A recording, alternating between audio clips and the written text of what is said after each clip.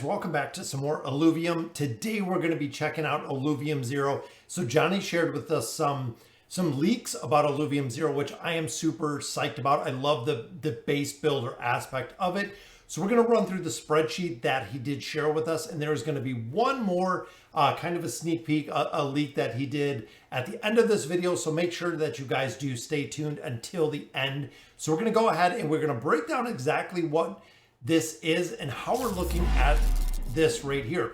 So this is kind of the basis for Illuvium 0. It is a base builder. You can see right here in the very middle, we have the Nexus. That is the home base, guys.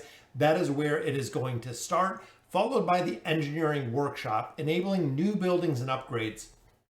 You can see from here, the mapping kind of goes all over the place. Johnny shared quite a bit with us on Discord today. He also said in relationship to this is there are a couple buildings missing, but this overall is the general synopsis of how it's going to look. So we're going to start on the left-hand side first. Looking here, you're going to have your pump, your mine, or your sediment extractor. So depending on the elements that you're going to have, you can see we have the hydrogen, we have the silicon, and we have the carbon. So it's going to be dependent on what you're looking to extract out of there is which one you're going to build. This is going to be very dependent on the land. So ultimately, if you get a land that has three different resources, if the three resources, let's say you only get hydrogen on the tier 1 land that you build, you're going to make 3 different pumps. That is all you're going to use. The mine is going to have no function. I'm assuming the sediment excavator is going to have the same for carbon, is not going to have any bearing on there because you only have that specific element.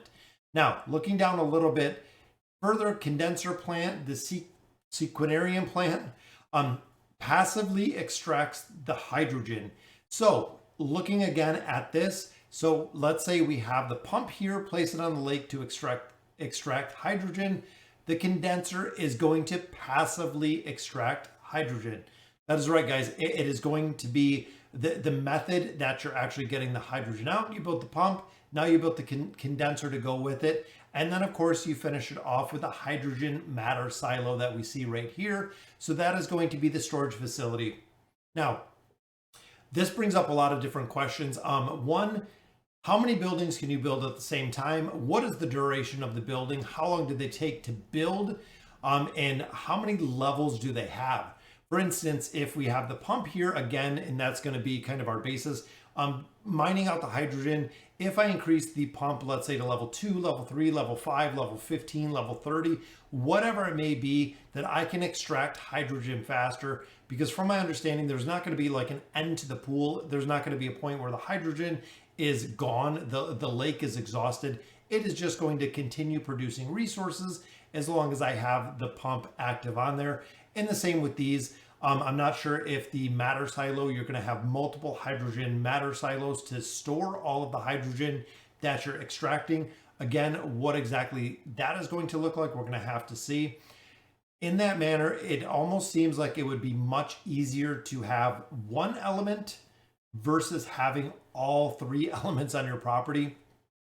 Just for the fact that if I increased, if I did this matter silo, I'm not sure again if it's going to cover all of the hydrogen that I produce. So if I have 3 pumps on the land and I have 3 matter silos, are they going to fill up individually? What if I have 5 matter silos?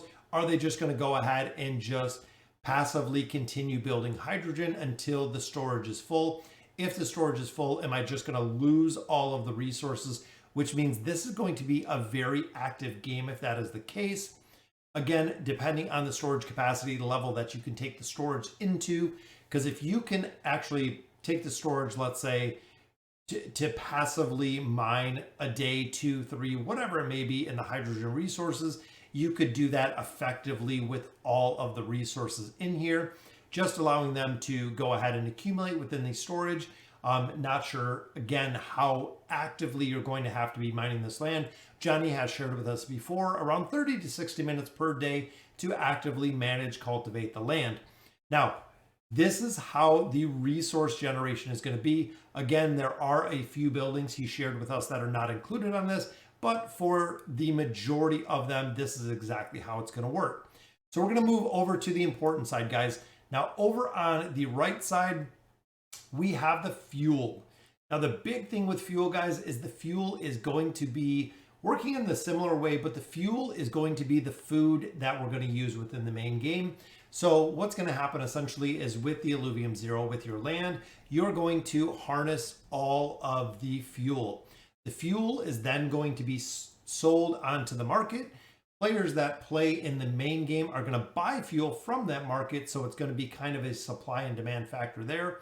But the players in the game are going to buy that fuel for curing shards, for travel, for a couple other things. So creating kind of the supply side with the Illuvium Zero and the demand side from the players buying and building within the main game. So you can see here, it's going to be the same with the fuel, depending. Again, we're utilizing a tier 1 land. Just for educational purposes only, you're going to have one of these 3 fuels within your land. Let's say it's Solons or Solons is what you get in your land. You're only going to need to have the storage for 1. You might have to have more than 1 converter. So it looks like here it converts Hyperions or Kryptons to Solons, but I'm not sure if you can build all 3 of these. We said, or they have said, we've heard that they are interchangeable, meaning that if I have only this one specific fuel, I am going to be able to convert it to other fuels within these condensers, or there might just be one condenser to kind of go between them. But they have also said, and we've heard this before, that there is going to be a conversion kind of weight within there. So again, if I'm building out, I have this Solon dredge. If this is the fuel that I'm getting and I need that Hyperion, it might be a 2-to-1 loss. It might be a 3-to-1 loss.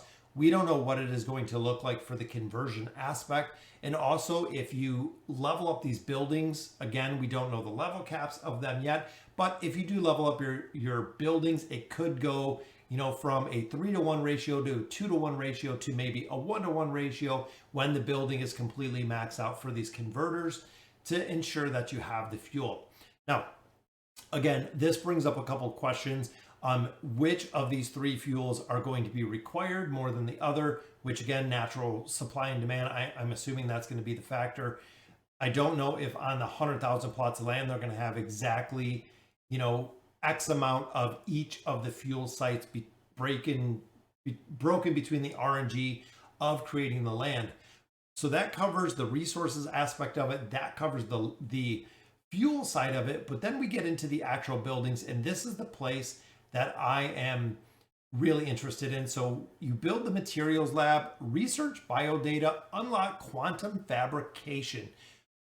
Again, a lot of the buildings are still not in here, but that unlocks the quantum fabrication, generate structures and statues from biodata blueprints. Then of course, holographic statue of an alluvial weapon or armor. This is where the weapon and armor is going to come in. Now, not sure if they're going to be NFTs that you're going to be able to, you know, sell weapons and armor. So you'll actually build them in Illuvium Zero, the weapons and armor. You can sell them to the marketplace. Within the marketplace, they can be bought by other players, which I think would be awesome. I think that's essentially how it's going to go, because the Illuvials are going to be caught in the main game, but I'm assuming the weapons and armor are going to be crafted within this Illuvium Zero system within the land. Also have a 0-point transducer, matter teleportation device. Not exactly sure what that's going to do. And this is the big one, guys. This is what a lot of players are looking at. The scan alluvials to gather their biodata. Biodata plays a huge part in this game. If you look through the scanning for alluvials and discovering the alluvials, again, we're not going to capture them. This is just getting the data from them. Then it all converges here on the very bottom, which is our marketplace. Allows trade of resources with the DIO and other players. So this is where the trading is going to take place within the marketplace. Again, we see a ton of the buildings on here, and Johnny has shared that there are a significant amount of buildings that are still missing from this. So we know there's a lot more in depth. Even looking through the list, we have the initial list, the first Illuvium Zero list that they launched. there's a ton more buildings that I think are missing within here to really round this out. And it's going to be interesting to see, again, the questions that I kind of come up with is one, how long is it going to take to build these? So let's say, for instance, I want this material lab so I can research my biodata, unlock the quantum fabrication. When I go to build this materials lab, it's 10 days, it's 14 days, it's 30 days. I want the time to be significant enough that it's not going to be able to be built over the course of a weekend. I think back to my Clash of Clans days where if you wanted a Town Hall 14, I believe it was 30 days to wait. A significant amount of time when it came to researching and building and developing and upgrading things. But that is really, to me, what made the game. And also, you know, the completion aspect of building up the weapons and building up the armor, the statues of the Illuvios. It seems like this is going to be absolutely phenomenal when this comes out. I know it does suck that we got the delay, but my thought of it, in the honest way that I look at it, is I do not want Kieran and, you know, the Illuvium team to rush the land sale and have issues with it. I feel that would be far more damaging and far more kind of degrading if it was just a giant debacle that would absolutely make the news, upset, you know, 200,000 plus people who are waiting for this game to come out. Take a little more time, do it right. You know what? It's gonna pay dividends in the end, especially if they have an absolute flawless land sale and a flawless release conversion coming into the Illuvium Zero area. The land is going to have functionality. That's really another big part. When you look at games like Axie Infinity, you know, the game came out a significant while ago, $300 for a piece of land. A lot of players did buy it. The land is worth a ton of money now, which is absolutely crazy, because I believe at this point in time, they've been alluding to it's going to do this, it's going to do that, so on and so forth. But ultimately, I do not believe anything has ever come of the Axie Infinity land, as from what I know, that there is no function. Exact same thing that I'm dealing. Most of you know that I do play Splinterlands as well. Love the NFT game. It's a very cool. I played Magic the Gathering back in the day, but ultimately they had a land sale in the game. Land sale, I believe, was 20 bucks. I think it was something around $20 for the land sale. And again, with the far off promise that you're going to have functionality in the land, you're going to be able to do things. Well, the $20 land is now trading for $500 plus on the secondary market. Meaning, you know, you have to pay, what's that, about 20x what you paid for it if it was $20, if not a little bit more, to get into the land. But again, the land that they've had and what they have right now does not have any functionality, which again is a little bit disappointing because there's nothing you can do with the land. So you get the investment, you have the land, there's nothing you can do with the land as of now. So let's go ahead and we're going to look at the very last leak. Again, I said at the beginning of the video that I wanted to show you the last leak that we have here. So let's take a look at it. All right, so just a minute ago, we seen the Quantum Fabricant. So this is what it actually looks like. It is very cool. It's going to be interesting to see with all of those exactly how much it is going to cost. You can see here the cost is going to be silicon. The cost here is going to be hydrogen. Again, none of these prices are set, but you can see exactly what it is. So coming in here requires what is required to build this, and then all of the buildings that they're kind of mapping these to. The Solana dredge over here, we have the data bank over here.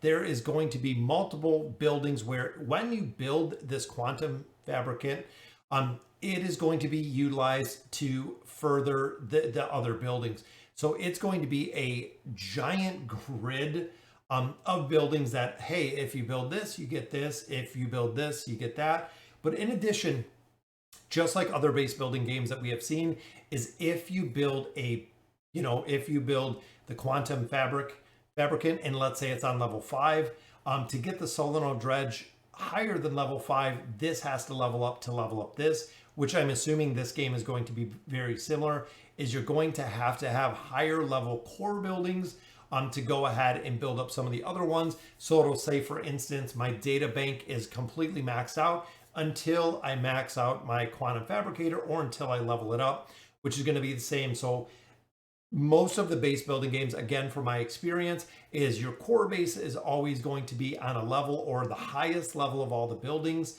The core base has to be, let's say, on level 5 to have any buildings on level 5.